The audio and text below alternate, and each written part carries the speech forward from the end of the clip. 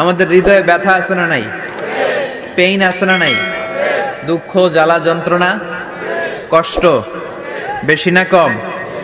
তাহলে এই সূরাটা পড়তে হবে না আমাদের? পেইন রিলিভিং সূরা, আমাদের ব্যথাকে নাশ করে দিবে, আমাদের দুঃখ কষ্টকে স্মুথ করে দিবে। এটা মোটিভেশনাল সূরা। কোরআনের দুইটা সূরা লাগাতার মোটিভেশনাল, একটা সূরাতুদ দোহা আর একটা হচ্ছে সূরাতু আল ইনশিরাহ। প্রথম আয়াতে আল্লাহ বললেন আলাম নাশরাহ লাকা সাদরাক, নবী হে আমি কি আপনার হৃদয়কে উন্মোচিত করে দেইনি? আপনার কাছে সত্যকে কি আমি স্পষ্ট করে দেইনি? বিষ্ণু ঈসা ইসলাম 40তম বৎসরে অফিসিয়ালি নবী হলেন, কিন্তু আল্লাহর ইলমে তিনি নবী অনেক আগ থেকে। সাইয়েদনা আদম আলাইহিস সালাম যখন মাটি আর পানি, তখন থেকেই বিষ্ণু ঈসা ইসলামকে নবী হিসেবে ফাইনালাইজ করে ফেলেছেন কে? কিন্তু দুনিয়ার বুকে আল্লাহ রাসূল সাল্লাল্লাহু আলাইহি ওয়াসাল্লামকে আল্লাহ তাআলা নবী বানিয়ে পাঠিয়েছেন কত বছর বয়সে? সবাই বলেন 40 বছর বয়সে। এই 40 বছর বয়স পর্যন্ত বিষ্ণু ঈসা ইসলাম খুব টেনশনে ছিলেন, চিন্তায় ছিলেন যে সত্যকে আমি কিভাবে পাবো। Professor Islam was the seeker of the truth, তিনি মহাসত্যের সন্ধান করছিলেন। কোথায় সত্য? জুলুম, দুর্বলের উপর সবলের অত্যাচার, ওয়াদুল বানাত, জীবিত কন্যা সন্তানকে ওই সময়কালে প্রথিত করা হতো। ঐতিহাসিকরা যুগটাকে বলা হতো আইয়ামে জাহিলিয়াতের যুগ। এই যুগে বিষ্ণু ঈসা ইসলাম মানুষকে কিভাবে রক্ষা করবেন এই নিয়ে খুব টেনশনে ছিলেন। ইন দ্য মিন টাইম আল্লাহ তাআলা হেরা গুহাতে এমন এক আলোর বিচ্ছুরণ ঘটালেন, ওই আলোর নূরে, ওই আলোর ফোকাসে বিশ্বনবীর বুকের উপর চাপা থাকা জগদ্দল পাথরটাকে সরিয়ে দিল কে? হেরার গুহায় তোমারই ধ্যান, আসমান থেকে নামে আল কোরআন, ভাঙল সবার ভুল তোমারই পরে, আসলো কোরআনের ছায়া তলে, খালিদ ওমর আলী আবু বকর, ইসলামী ঝান্ডা নিল যে তুলে, আল আমিন তুমি ছিলে যে সদা, সকল মানুষের তরে, হে রাসূল তোমাকে ভুলি আমি কেমন করে, হাজার ব্যথা বেদনার পরে, ফিরে আসনি তুমি আপন ঘরে, দিনের আলো তুমি ছড়িয়ে দিতে, চলে গেলে মদিনায় মক্কা ছেড়ে, হে রাসূল তোমাকে ভুলি আমি কেমন করে, হে রাসূল তোমাকে ভুলি আমি কেমন করে। ঠিক কিনা? এই রাসূলকে কি ভুলে থাকা যায়?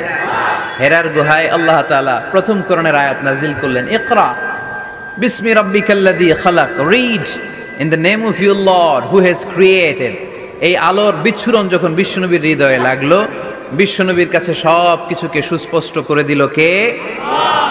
এজন্য রব্বুল আলামিন বলেন আলাম নাশরাহ লাকা সাদরাকা ওয়া ওয়াদা'না আনকা বিজরাক, ও নবী আমি কি আপনার হৃদয়টাকে প্রশস্ত করার মধ্য দিয়ে সত্যকে আপনার সামনে উন্মোচিত করি নাই? সুবহানাল্লাহ পড়েন। হে নবী সত্যকে তো আপনার সাথে আমি উন্মোচিত করেছি, আপনি বুঝতে পেরেছেন কোনটা সত্য, কোনটা মিথ্যা, কোনটা হক, কোনটা বাতিল। আমি আপনাকে আহলুল হিম্মা বানিয়েছি। আহলুল হিম্মা আর রাজুলু যু হিম্মা ইউহিল উম্মাহ, হিম্মতওয়ালা লোক সে জগৎকে নাড়িয়ে ফেলে। ঠিক কিনা? যুগ জামানা পাল্টে দিতে চাই না অনেকজন, এক মানুষই আনতে পারে জাতির জাগরণ। জাতির জাগরণের জন্য কি অনেক লোকের দরকার? একজন মুহাম্মদ সাল্লাল্লাহু আলাইহি ওয়াসাল্লামের মতো লোক দরকার। চিল্লায় বলেন ঠিক কিনা? যিনি গোটা বিশ্বকে নাড়িয়েছেন, গোটা বিশ্বকে কাঁপিয়েছেন। প্রথম যে নিয়ামত আল্লাহ তাআলা বিশ্বনবীর প্রতি নাজিল করলেন, আল্লাহ বললেন আলাম নাশরাহ লাকা সাদরাক, নবী আপনার হৃদয়কে কি আমি উন্মোচিত করে দেইনি? আপনাকে কি আমি ব্রড মাইন্ডেড বানিয়ে দেইনি? বিষ্ণু ঈসা ইসলাম কি ন্যারো মাইন্ডেড ছিলেন না ব্রড মাইন্ডেড? জোরে বলেন। আমাদের মতো সংকীর্ণ মনা ছিলেন বিশ্বনবী না, পাহাড়ের মতো, সাগরের মতো, আকাশের মতো বিশাল হৃদয়ের করে ওনাকে তৈরি করেছে কে? এজন্য আল্লাহ বললেন আলাম নাশরাহ লাকা সাদরাকা ওয়া ওয়াদানা আনকা বিজরাক। ও নবী, আমি কি আপনার হৃদয়টাকে সত্যের জন্য উন্মোচিত করে দেই নাই? সুবহানাল্লাহ পড়েন। এ হচ্ছে প্রথম নেয়ামত, ইসলামের জন্য বিশ্বনবীর হৃদয়কে উন্মোচিত করেছে কে? 2 নম্বর নেয়ামত আল্লাহ বললেন ওয়া ওয়াদানা আনকা বিজরাক। নবী গো, আপনার পিঠে যে চিন্তার বোঝা, ওই চিন্তার বোঝাকে নামিয়ে আমি আল্লাহ হালকা করে দিয়েছি। বিষ্ণু ইসলামের বিশাল চিন্তা। বিষ্ণু বলতেন লা নবিয়্যা বাদি ওয়ালা রাসূলা, আমার পরে কোনো নবীও নাই, আমার পরে কোনো রাসূলও নাই।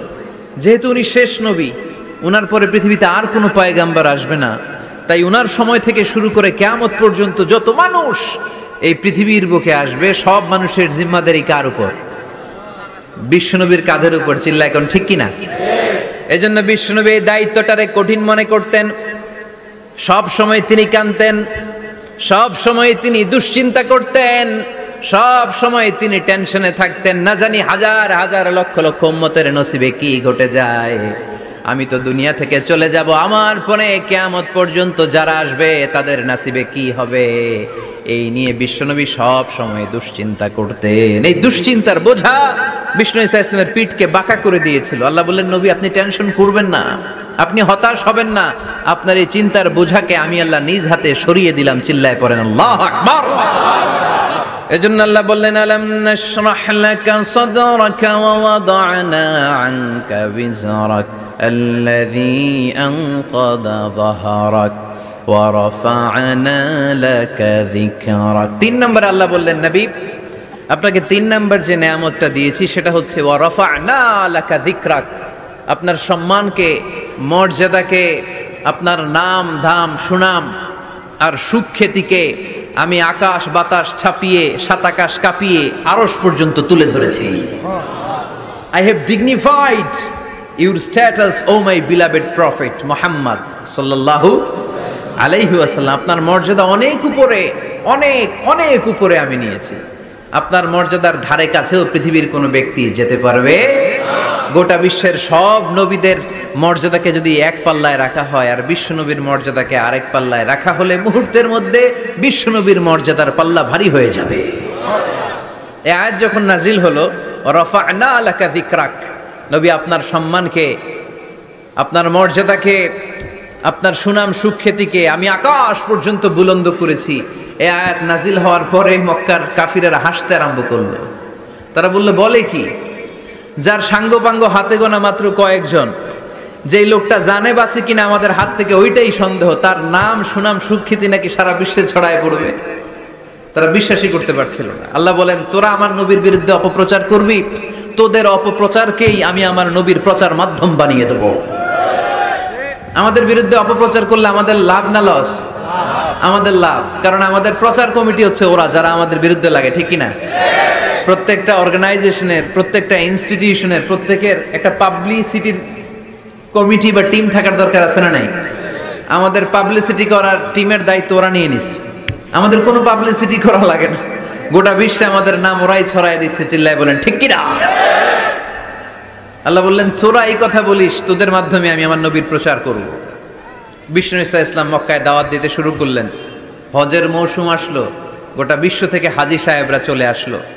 মিনার ময়দানে সব হাজী সাহেবরা তাঁবুর ভিতরে অবস্থান নিল। আবু জাহেল বলে, এই তো সুযোগ, আমার কর্মীরা তোরা সবাই যে হাজী সাহেবদের তাঁবুর ভেতরে যে বলবি, খবরদার, গোটা বিশ্ব থেকে আসা লাখো লাখো হাজিরা হজ করতে আসছো, ভালো কথা, জমজমের পানি খাও, খেজুর খাও, জায়নামাজ কিনো, অসুবিধা নাই, কিন্তু আমাদের মক্কা শহরে একটা নতুন পাগল আসছে, তার নাম মুহাম্মদ। নাউজুবিল্লাহ পড়বেন না? নতুন পাগল এসেছে, নতুন জাদুকর, নাম কি? মুহাম্মদ সাল্লাল্লাহু আলাইহি ওয়াসাল্লাম। তোমরা হজ করতে এসেছো, হজ করো, জমজমের পানি খাও, খেজুর খাও, কিন্তু মুহাম্মাদের কাছে যেও না। তার জাদু, তার magician power, it's not a simple magic, এটা সাধারণ ম্যাজিক নয়। তার কথা শুনলে বাপ ছেলের সম্পর্ক ছিন্ন হয়ে যায়, তার কথা শুনলে মা মেয়ের সম্পর্ক সেপারেট হয়ে যায়, তার কাছে গেলে স্বামী তার স্ত্রীকে ছিন্ন করে দেয়। খবরদার, তোমরা হজ করে ডিরেক্টলি নিজ নিজ এলাকায় দেশে ফিরে যাবা, এই জাদুকরের কাছে যেও। আচ্ছা, আপনারা বুঝে শুনে উত্তর দেন। এই যে হজের মৌসুমে লক্ষ লক্ষ মানুষ হজ করতে এসে মিনার তাঁবুতে অবস্থান করতেছে, এদের একটা লোকও কি বিশ্বনবীর নাম জানতো? কথা বুঝে নাই বোধহয়।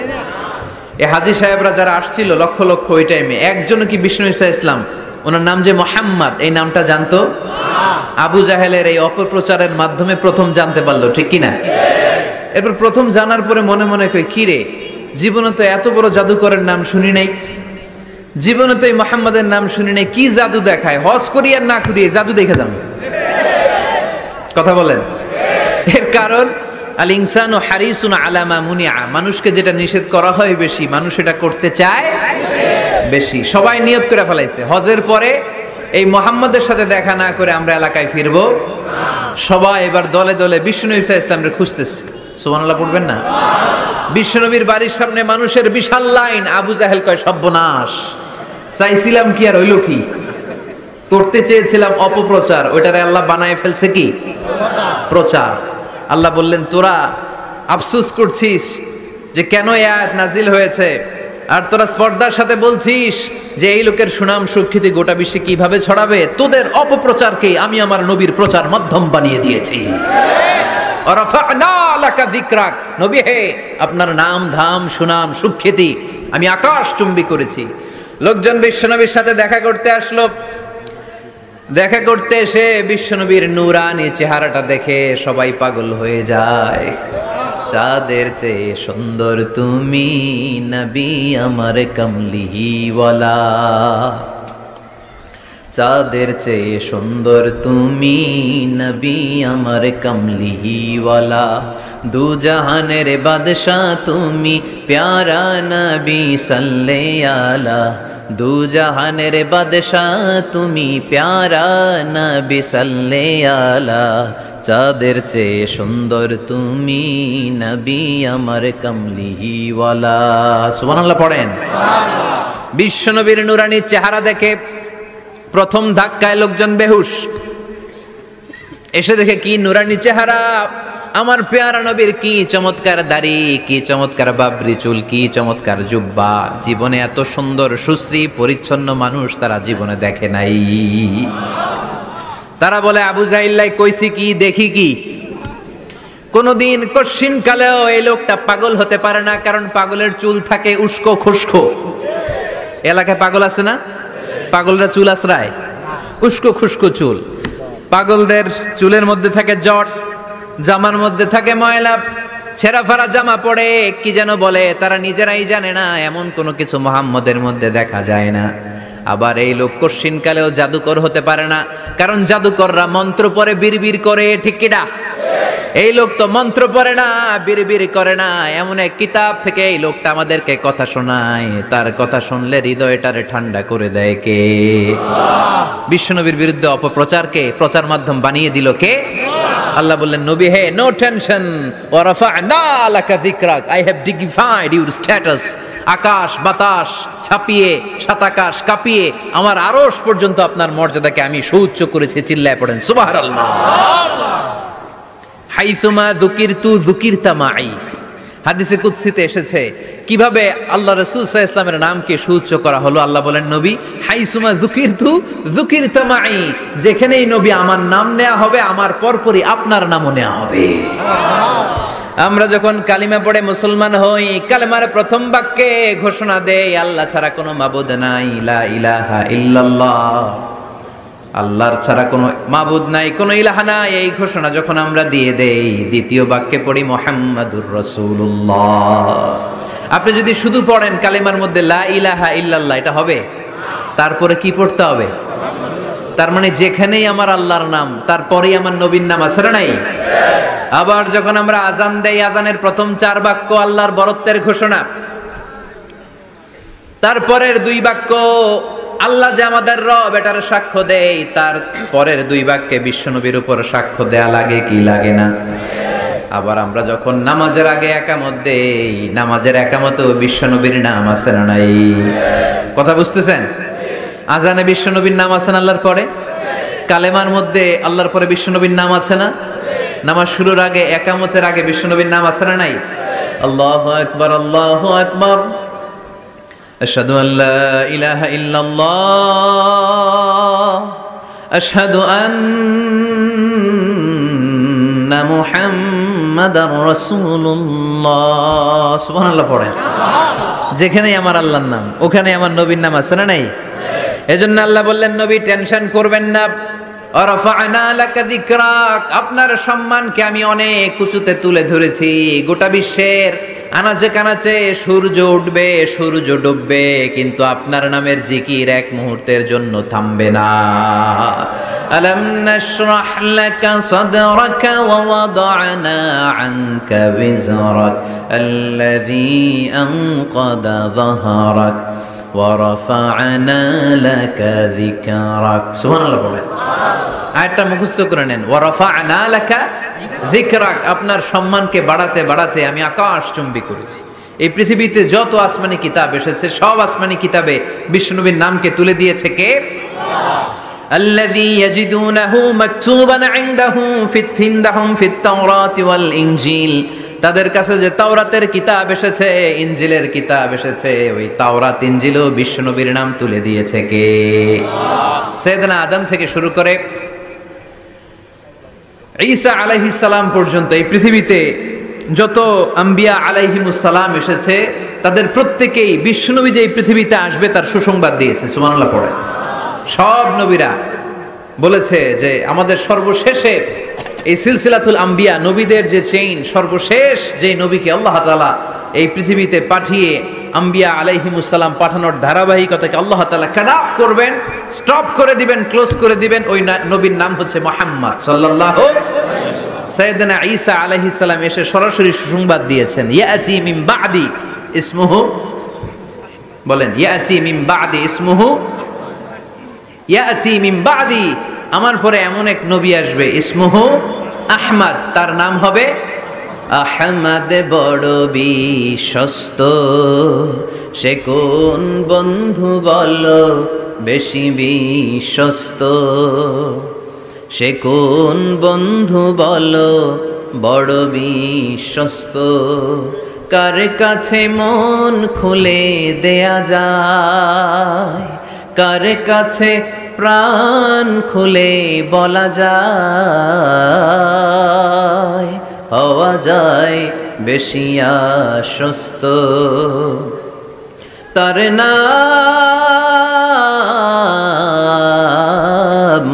আহমদ বড় বিশ্বস্ত। সুবহানাল্লাহ পড়েন। ইয়াতি মিন বাদি ইসমুহু আহমদ বড় বিশ্বস্ত। সুবহানাল্লাহ পড়েন। সাইয়েদনা ঈসা আলাইহিস সালাম এসে সরাসরি ঘোষণা দিলেন, আমার পরে এমন একজন নবী আসবে যার নাম হবে আহমদ, যার নাম হবে আহমদ, সবচাইতে বেশি প্রশংসা করেছে যিনি আল্লাহ তাআলার, এবং কিয়ামতের দিন লিওয়াউল হামদ, এই প্রশংসার পতাকা নিয়ে তিনি জান্নাতের দরজায় কড়া নাড়বেন, আর তিনি জান্নাতের দরজায় নক করার আগ পর্যন্ত কারো জন্য জান্নাতের দরজা খোলা হবে না। এজন্য আল্লাহ বললেন, আলাম নাশরাহ লাকা সাদরাকা ওয়া ওয়াদা'না আনকা বিজরাক আল্লাযী আনকাদা যাহরাক ওয়া রাফা'না লাকা যিকরাক। সুবহানাল্লাহ পড়েন। হে নবী, আপনার মর্যাদাকে আমি বুলন্দ করেছি। তিনটা নেয়ামতের বর্ণনা যখন দিলেন, এরপরে আল্লাহ বিশ্বনবী ঈসা ইসলামকে এলাকায় আজান কয়টায়? 45-এ, টাইম একেবারে শেষ না? ফাইন্না মা'আল উসরি ইউসরা, কনসোলেশন, এবার সান্ত্বনা দিচ্ছেন, নবী আপনি টেনশন করবেন না, আপনি চিন্তা করবেন না, কারণ ফাইন্না মা'আল উসরি ইউসরা, indeed with every hardship there is ease, প্রত্যেক কষ্টের পরেই আনন্দ আছে না নাই? প্রত্যেক দুঃখের পরেই সুখ দিয়েছে কে? এই যে পরীক্ষার জন্য তোমরা যারা অনেক কষ্ট করে পড়াশোনা করো, তারপর ফলাফল যদি ভালো হয়, আনন্দ আছে না নাই? যারা চাকরি করেন, সারা মাস কষ্ট করার পরে মাস শেষে যখন বেতনটা আসে, সুখ আছে না নাই? হ্যাঁ, রোজা রাখতে কত কষ্ট, কিন্তু ইফতারির সময় আনন্দ আছে না নাই? তারাবির নামাজ কষ্ট লাগে না? 20 রাকাত, কোমর ব্যথা হয়ে যায়, হাঁটু ব্যথা হয়ে যায়, কিন্তু 20টা রাকাত যখন কমপ্লিট করি তখন একটা সুখ আর আনন্দ অন্তরে আছে না নাই? সেটাই আল্লাহ বললেন, ফাইন্না মা'আল উসরি ইসরান ইন্না মাআল উসরি ইসরা। ও নবী, চিন্তা করবেন না, কষ্টের পরেই আছে সুখ, দুঃখের পরেই আছে আনন্দ, ঠিক কি না? কষ্টের পরেই সুখ, সুখ এটা দুঃখের পরেই থাকে। আল্লাহ সেটআপটা এভাবেই করেছেন। দুঃখ, কষ্ট, বিপদ আর পরীক্ষায় মুমিন ভয় পায় না, কারণ মুমিনের হারাবার কিছু নাই, ঠিক কি না? আমাদের জীবনে যদি বিপদ নেমে আসে, আমরা কি চিন্তিত হই? কথা বলেন। আমরা তখন সবর করি, কি করি? আর সবরে সওয়াব আছে না নাই? কারণ মুমিন জানে রাত যত গভীর হয়, অন্ধকার তমানিসা বেদ করে সুবহে সাদিক হয়। মুমিন জানে গর্ভবতী নারীর পেটের যন্ত্রণা যত বাড়তে থাকে, নতুন মেহমান আগমনের সময় ঘনাতে থাকে, ঠিক কি না? মুমিন জানে মুমিনের উপর বিপদ কষ্ট যত বাড়তে থাকে, সুখের সময় ঘনাতে থাকে, কাছে আসতে থাকে। চিল্লায় বলেন ঠিক কি না?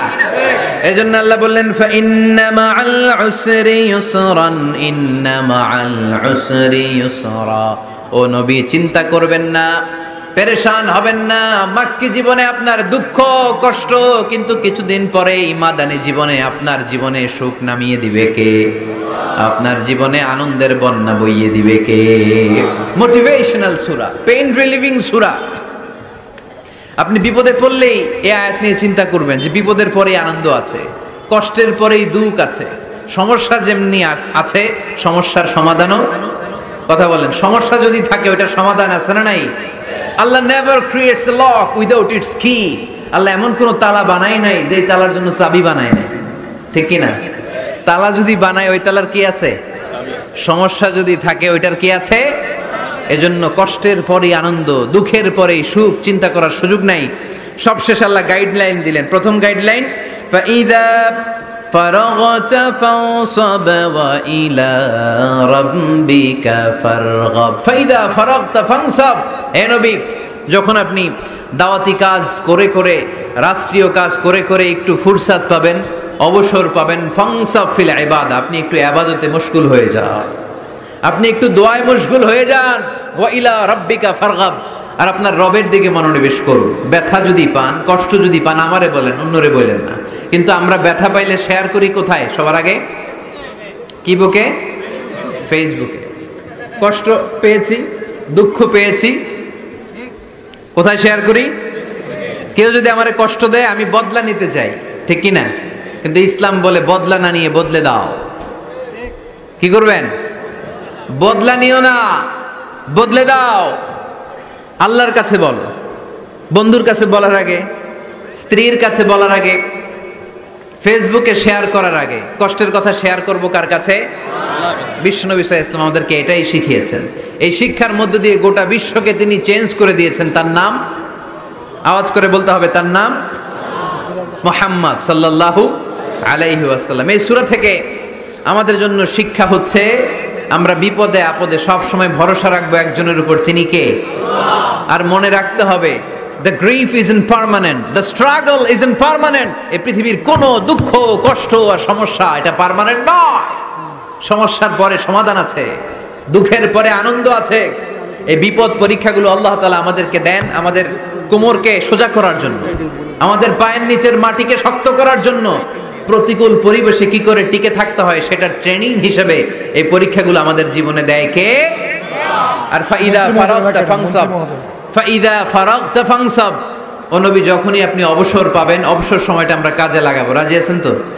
আমরা অনেক সময় অবসরকে কাজে লাগাই না, কিন্তু যখন খুব বেশি ব্যস্ত হয়ে পড়ি তখন আমাদের মাথায় আসে, হায় রে, অবসর যদি কাজে লাগাইতাম, অবসরে পরীক্ষার পরে 3 মাসে যদি পড়তাম, আজকে ইউনিভার্সিটিতে চান্স পাইতাম, ঠিক কিনা? এজন্য যুবক ছেলেরা অবসর নষ্ট করা যাবে না, এগুলোর কাজে লাগাতে হবে। আর বিপদে আপদে সবসময় ভরসা রাখতে হবে একজনের উপর, তিনি কে?